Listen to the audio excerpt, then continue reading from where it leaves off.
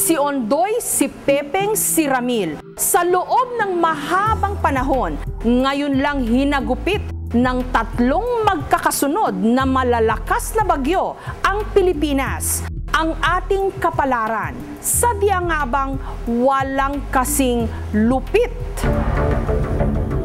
Nung nabalitaan ng mga tiga-Tuguegarao sa Cagayan na posibleng sila ang puntiryahin ng bagyong Ramil, hindi na sila nagpatumpik-tumpik pa.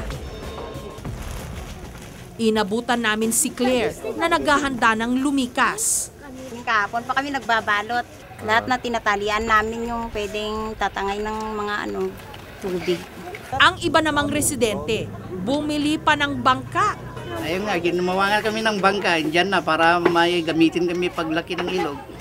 Siniguro rin ng pamahalaang lokal na may nakaimbak silang pagkain sakali mang magkagipitan. Tinagdahan namin yung pakukulang namin nung last typhoon at didagdagan namin ang preparation namin.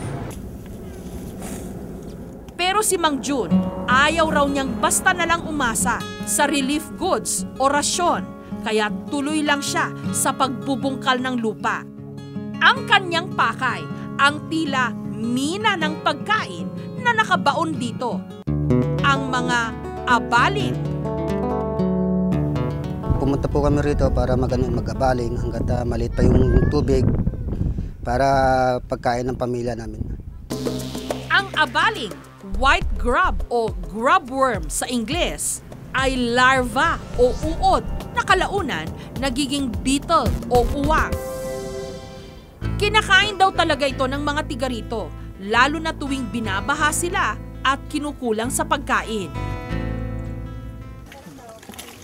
Ipinakita sa amin ni Mang Jun kung paano inihahanda ang abaling.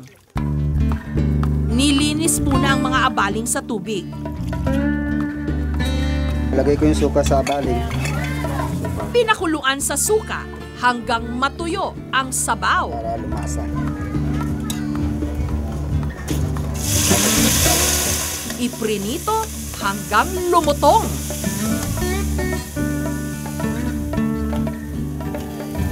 Ganito na luto nito.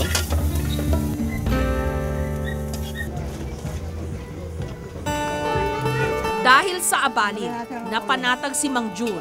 Kahit pa raw tumagal ang bagyong Ramil, sigurado raw na meron na siyang ipanlalaman tiyan.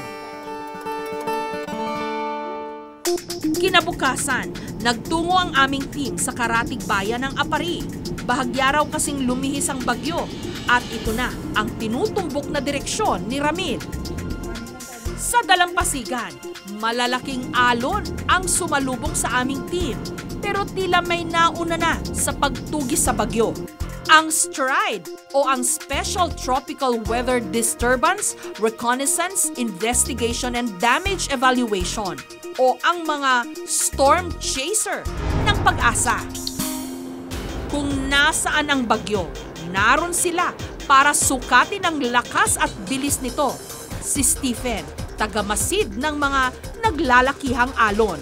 Sina Dino at Carlo, taga-sukat naman ng lakas ng hangin. Samantalang si Robert ang sumusukat ng air pressure. Binibigay namin sa forecasting section para malaman nila kung ano yung actual na hangin or ano yung weather condition dito mismo. Mang Tani, anong pag-i-karakterize nyo itong si Ramil na kung bakit ba naman ang international name ay Lupit? Okay, tayo rin anong klaseng bagyo ho ito? Nung siya ay papalapit dito sa ating bansa, malakas na bagyo ito. Okay. Pero nagkaroon siya ng interaction sa ibang mga weather systems. Katulad na lamang nung una, yung trough. Nung nawala yung trough, unti-unti na naman siya itinulak palapit sa atin. So ano, para naghihilahan yung mga bagyo? Yun yung mga weather systems. Hinihila ka, itinutulak ka. Kung sino yung mananalo, siyang magsasabi kung saan pupunta yung bagyo. Kasunod ng mga detalyeng nakalap ng STRIDE, inanunsyo ng Pag-asa na bahagya raw humina ang bagyong Ramil. Bukod sa STRIDE, may isa pang gustong sumagupa kay Ramil. You just gotta watch the rock. Ang Amerikanong si Jim, sinadya pa raw dumayo sa Apari para hamunin ang bagyo. Si Jim kasi, isa ring Storm Chaser. Ginagalugad ni Jim ang buong mundo para makuna ng video at litrato ang pinakamalalakas na bagyo.